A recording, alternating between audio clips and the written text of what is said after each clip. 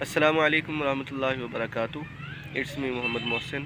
دوستو، حضرت امام ابو حنیفہ رحمۃ اللہ علیہ اور ایک داہریہ کا بہت دلچسپ واقعہ آج میں آپ حضرات کے ساتھ شیئر کرنے جا رہا ہوں۔ مکمل سنیے گا، انشاءاللہ مزہ آئے گا۔ ایک داہریہ خلیفہ کے دربار میں گیا جو اس وقت کے بادشاہ تھے۔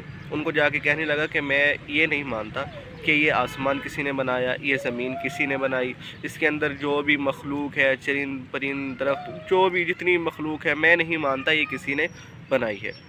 خلیفہ مسلمان تھا، اس نے کہا کہ یہ اللہ نے بنائی ہے، بغیر بنانے والے کے یہ وجود میں نہیں آئی۔ لیکن وہ داہریہ تھا، ماننے کے لیے تیار نہیں تھا۔ اس نے کہا اچھا کسی سے میرا مناظرہ کرواؤ، اور وہ جانتا تھا کہ اس وقت کے سب سے بڑے عالم حضرت امام ابو حنیفہ رحمۃ اللہ علیہ ہیں۔ بادشاہ بھی جانتا تھا۔ بادشاہ نے ایک آدمی بھیجا اور وہ حضرت امام ابو حنیفہ رحمۃ اللہ علیہ کے پاس گیا۔ رات کا وقت تھا اور ان کو جا کے کہنے لگا کہ آج رات کو بادشاہ کے دربار میں مناظرہ ہے داہریہ کے ساتھ۔ امام صاحب نے فرمایا ٹھیک ہے، میں آ جاؤں گا، آپ چلیں۔ وہ چلا گیا۔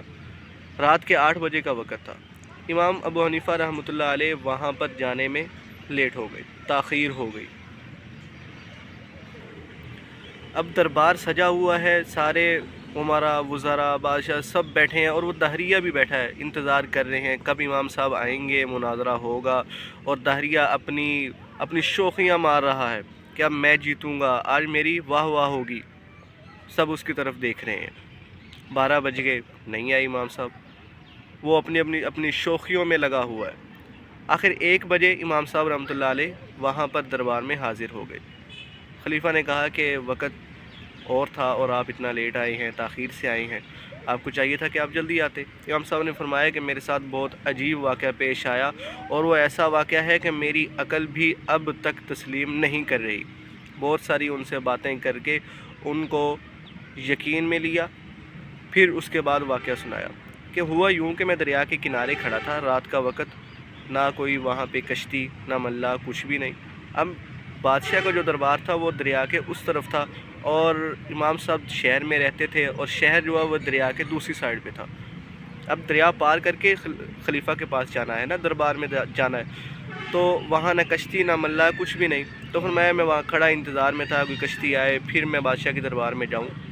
دیکھتے دیکھتے میں یہ دیکھتا ہوں کہ دریا کے اندر سے تختے نکلتے ہیں، پھر خود بخود وہ آپس میں جڑنے لگتے ہیں، پھر اس کے بعد جو درمیان میں خلا بچا وہاں سے پانی کشتی کے اندر آتا تھا، تو نیچے سے پانی سے ہی ایک روغن نکلا، ان کو اس نے فل کیا، پانی بند ہوا، پھر کشتی میرے آگے آ گئی، جھک گئی، میں کشتی میں بیٹھ گیا، پھر کشتی دربار کی طرف چل پڑی، اور پانی کا رخ الٹ تھا، کشتی الٹ سائڈ پہ چل رہی ہے۔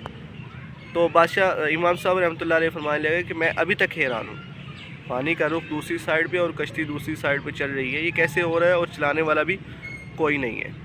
داہریہ ہنسا، تالیاں لگائیں، اور کہنے لگا کہ آپ اتنے بڑے امام، اتنے بڑے عالم، اور پھر بھی آپ بچوں والی باتیں کر رہے ہیں، نادانوں والی باتیں کر رہے ہیں۔ پھر امام صاحب نے فرمایا اچھا یہ نادانوں والی باتیں ہیں، بچوں والی باتیں ہیں، ایک کشتی بغیر بنانے والے کے نہیں بن سکتی، تو یہ پورا جہان بغیر بنانے والے کے کیسے بن گیا؟